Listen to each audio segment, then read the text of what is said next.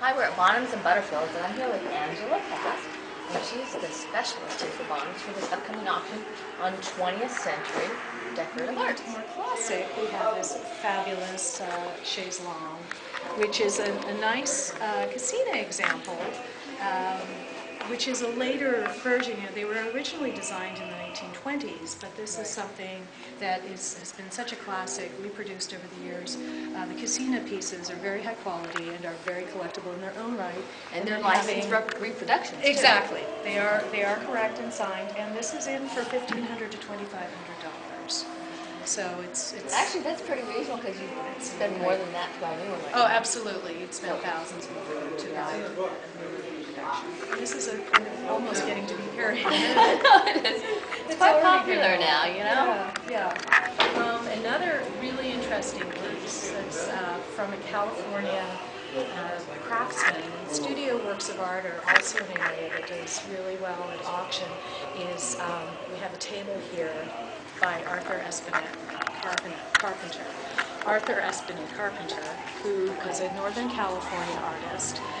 We've sold his works before, and we actually have the world record prices for some of his things. He's got a lot of interesting pieces like roll top desks, etc. This is a beautiful trestle table that was made in about 1969. And they always want to feel good, you know? It's just, yeah, the lines it's really are nice and smooth and well-rounded. Yeah, and I mean, just the little details, like down here on the trestle, it's gorgeous. And the wood grain is gorgeous.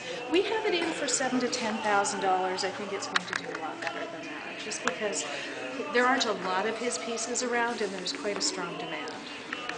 Now, you guys had him for a different auction. How high have those pieces been going?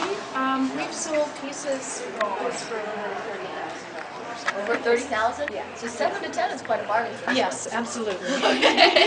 This is a smaller table, but I think it's got you know, more use for some people might say something that's really oversized. Yeah. Yeah. It's great grain. It's in good condition. It's signed. Where you know, it's all the good things. So. Ah, perfect. Another thing in terms of studio works of art, which I wanted to point out, is this beautiful Edwin Scheier piece. It's a great size. It's wonderful work. You can see the carving and the glazes in set.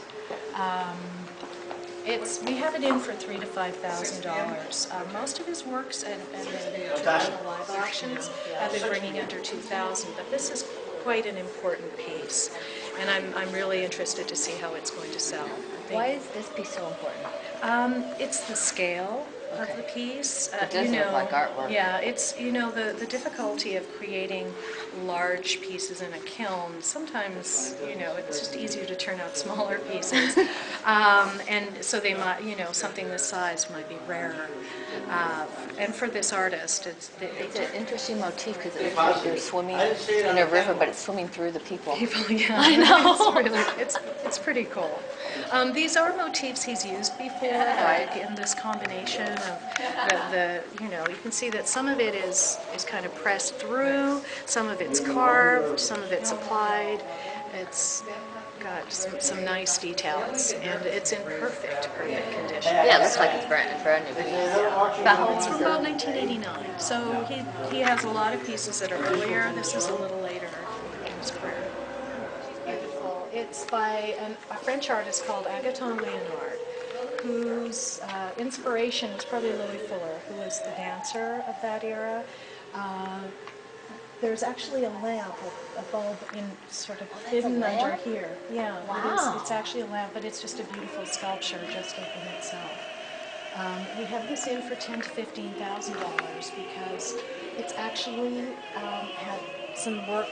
It's been scrubbed. It used to be gold, and if you look very closely in some of the folds, you can see a little bit of the gold. Yeah. It's still a beautiful piece, but that takes away some of the value of bronze like that. But it's the right foundry. It's period. And it's beautifully cast, and it's just such a beautiful. It's a gorgeous piece. Now, if it had not been scrubbed, it probably would be about at least a third to maybe double. It's lost probably about 50% of its value somewhere around there. Usually it's about a third to a half. So don't scrub your antiques. No. Your bronzes. If you were to re-put it back exactly like it was, would that devalue it more? It depends on how well it can be done. It's a very difficult thing to do, and when something's re-gilt, it loses some of the detail, actually. So that will take away. And what's nice about this is you've got the original crisp modeling. Yep. But, you know, you can re-gild it, you can repatinate bronzes, but it's usually noticeable. There are some excellent restorers, though, who can do it, but it's not going to come back to what it would be if it were in its original condition. But it would probably be worth more because it would be more appealing. So get a good restorer, because if you use a bad restorer, it's worth less. Use a good restorer, it's worth Exactly. more. If you put, and it's expensive to repatinate. Yeah. So if